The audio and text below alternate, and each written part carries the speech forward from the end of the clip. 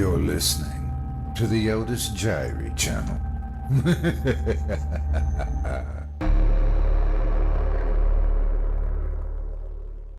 Chapter 3. Jane. Mark decided that he had no time to pay a visit to his old college, but needed to quickly find somewhere to live. He took the bus in the general direction of Bedsitland after finding out the area from a group of nurses at the bus stop, which had saved him time. He needed to find a place pretty quick. He found a great many likely streets between the hospital and the city center. He really needed a flat. A bedsit was too small and not permanent enough. After asking at various places, he eventually spoke to a few girls living in a flat in Bateman Street, quite near the rail station. They said they knew that one of the flats next door had recently been vacated and that the landlady was the same as theirs. A telephone call to the landlady in question proved fruitful, and she could meet him later that day. In the meantime, he was asked in for coffee by the group he had spoken with. During the course of the conversation, he was told that two Addenbrooke's nurses lived in the same block as the vacant flat, one male, one female. At just after 4 in the afternoon, a little red Mini pulled up outside, and out stepped the landlady. Mark bounded down the stairs to meet her. "Hello, I'm Mark Granger, about the flat," he said, breathlessly. "Yes, the previous tenant left at short notice." After a quick chat, Mark produced the job letter. "That's all right. The flat's yours if you want it. Now, let me show you around." "Okay, that's great. I'll be working at the hospital, the same as some of your tenants here already, I believe. Quite a coincidence, really, I suppose," he said, beaming at his good fortune. The landlady nodded. "You're a good bunch." He thanked her and made an advanced payment to secure the flat and tucked the key in his pocket. What a stroke of luck, he thought, as he made his way back to the rail station. A job and a flat all in one day. At least he didn't have to worry about where to live, which would leave his mind clear for the challenge of his new job.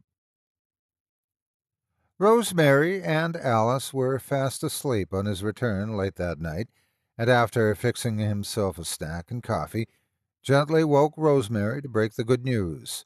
She was as thrilled as he was, and made a beeline for the kettle. They let Alice sleep, as it was quite late by now. The pills she took made her so tired. Rosemary plonked herself down on the kitchen stool. "Well, what did you find out about the job?" she asked excitedly. "I start straight away this Monday. I couldn't believe it would be so soon. I don't feel prepared. And guess what? I'm fixed up with a flat, too," Mark enthused. "It's quite near the station and within easy reach of the hospital." At that moment, Alice woke up. She was still drowsy from the medication, but called out in the direction of the voices. "Rosemary, is that you talking to someone?" "Yes, it's Mark, and he's got some good news about his job." "We must have woken her," she whispered. "I'd better nip in and see if she's all right, as she acts a bit strangely if she wakes suddenly, sort of bewildered." They both went in to tell Alice all about the news, and Mark apologized for waking her so late.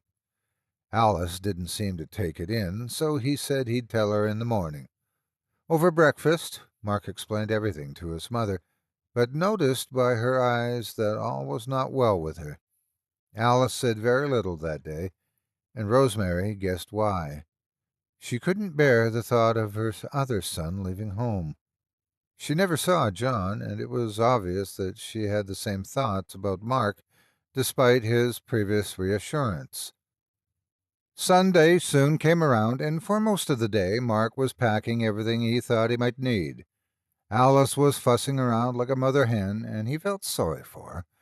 But it was now his turn to do something exciting with his life. He spent most of the afternoon packing his computer together with bits and pieces of electronic gadgetry. Electronics had been his hobby ever since his father had brought home an old radiogram, and they got it working between them. When he was about 15, his interest moved to electric guitars, building them and using the radiogram's amplifier to play them through. His attic bedroom was a tangle of multicolored wires with labels which said where they all went. The room hadn't changed much over the following years, but his electronic expertise certainly had. He had become the proverbial whiz kid. He naturally looked out for jobs involving electronics and medical instrumentation, which he studied extensively whilst at college. His new job was like a dream come true and would involve the exciting prospect of computer applications. Uncle David had kindly offered to run him and his gear to Cambridge after he had changed the oil in his aging Hillman estate. When the time came and the last item of luggage was safely aboard, it was tears at the gate with Alice sniffling on Rosemary's shoulder. Mark had half expected it, bearing in mind his mother's condition, but he knew she would be well looked after thanks to David and Rosemary's wonderful generosity.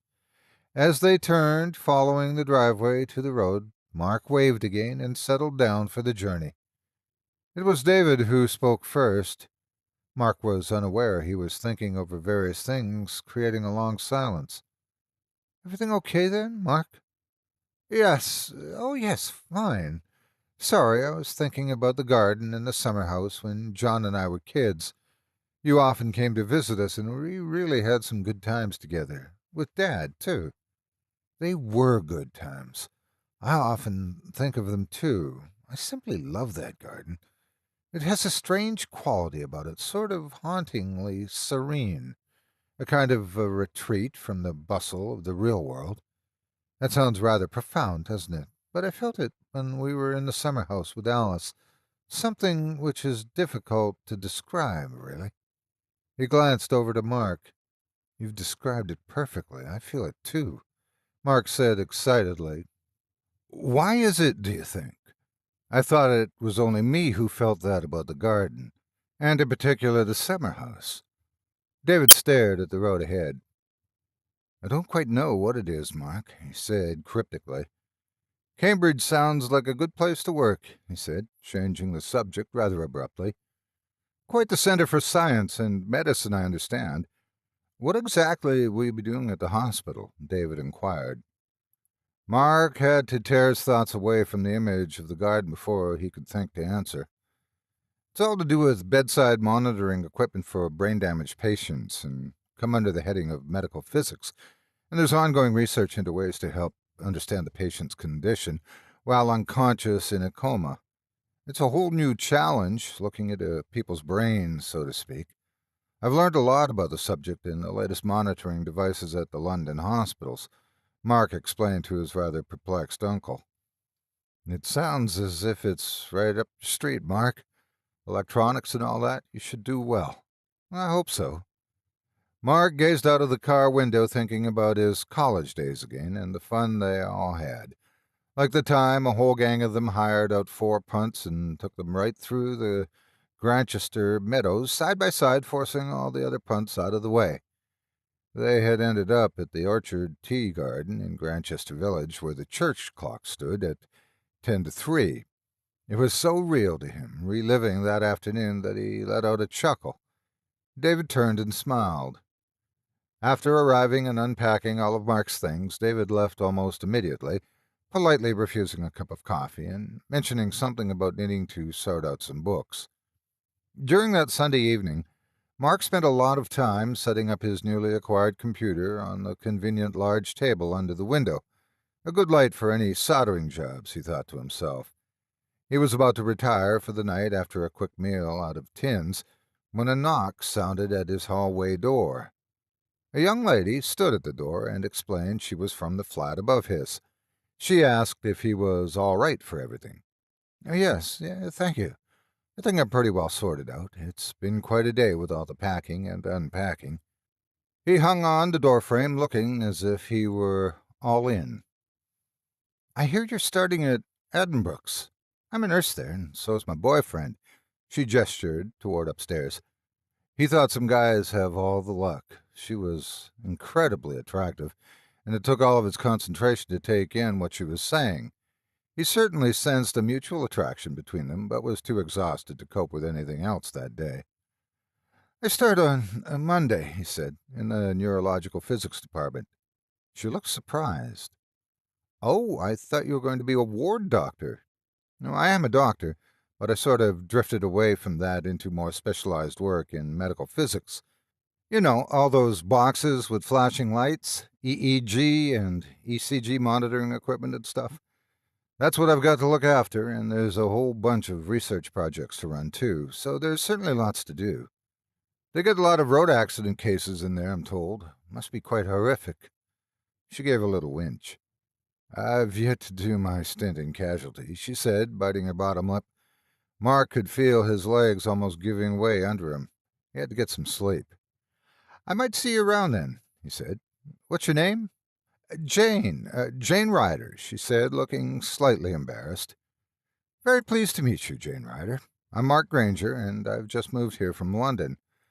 I've loved it here in Cambridge as a student a few years back, so I'm sure I'll find it a stimulating place to work." His hand grasped the doorknob as he thanked her and closed the door. It was nearly midnight, and he fell into bed.